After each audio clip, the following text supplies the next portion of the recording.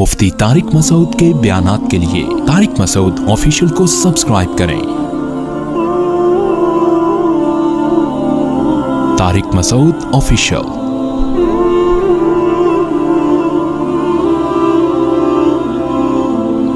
दो लफ्ज़ों में इस्लाम को डिफ़ाइन किया है कि कुलू मिनत तय्यबात, पाकीज़ा खाओ और अमल भी पाकीज़ा करो।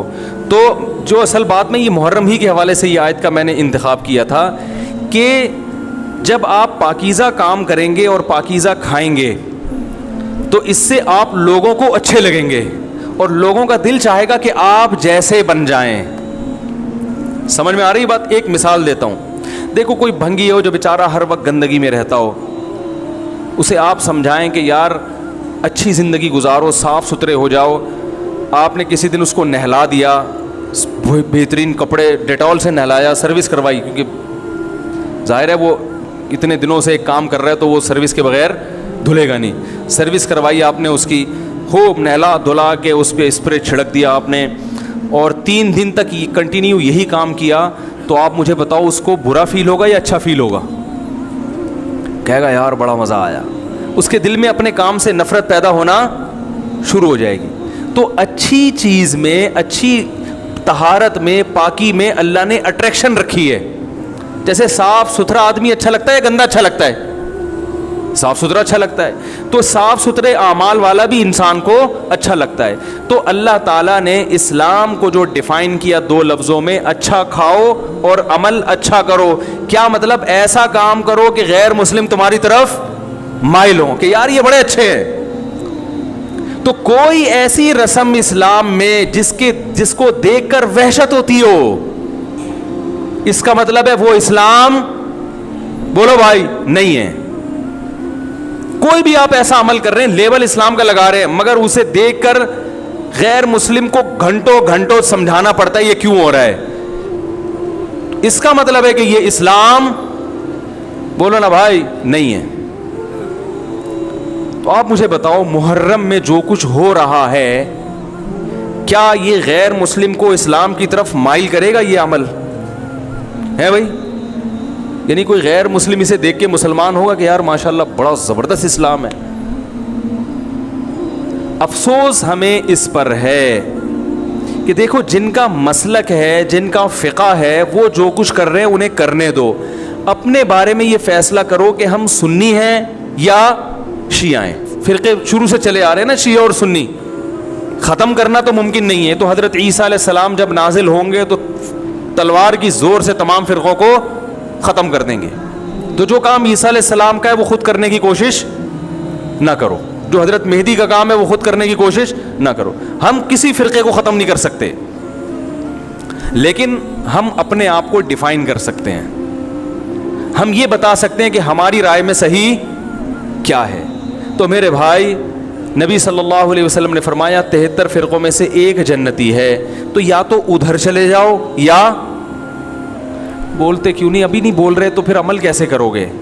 या तो पूरे उधर चले जाओ या पूरे इधर आ जाओ। मुझे खुदा की कसम इस पर कोई इश्काल नहीं होता कि शिया लोग मातम क्यों कर रहे हैं, शिया लोग ये सब कुछ क्यों कर रहे हैं, वो जो है वो मरसिए क्यों पढ़ रहे हैं। मुझे इस पर इश्काल नहीं होता। उनके दलाइल होंगे उनके पास, उनके उलमा उनको बताते हैं। वो कब कहते हैं कि हम सुन्नी हैं?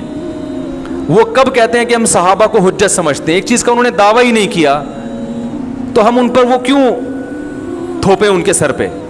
लेकिन मैं आपकी बात कर रहा हूं, मैं उन लोगों की बात कर रहा हूं जो अपने आप को सुन्नी कहते हैं। तो भाई फिर सुन्नी हो तो जो अहले सुन्नत वल जमात के जो चारों मकातब फ़िक्र हैं, हनफी, मालिकी, शाफी, हम्बली, अहले सुन्नत के हैं ना, इनकी किताबों में कहीं भी इस तरह की कोई चीज़, बोलो भाई, नहीं है। मातम करना अहले सुन्नत के यहाँ जायज़ नहीं है। नबी सल्लल्लाहु अलैहि वसल्लम ने मैयत पर चीखो पुकार करने को हराम करार दिया है। नोहा को जो मैयत पे रोना पीटना होता है, गरेबान चाक करना, इस अमल पर आप सल्लल्लाहु अलैहि वसल्लम ने लानत फरमाई है। सही बुखारी, सही मुस्लिम की हदीसें हैं।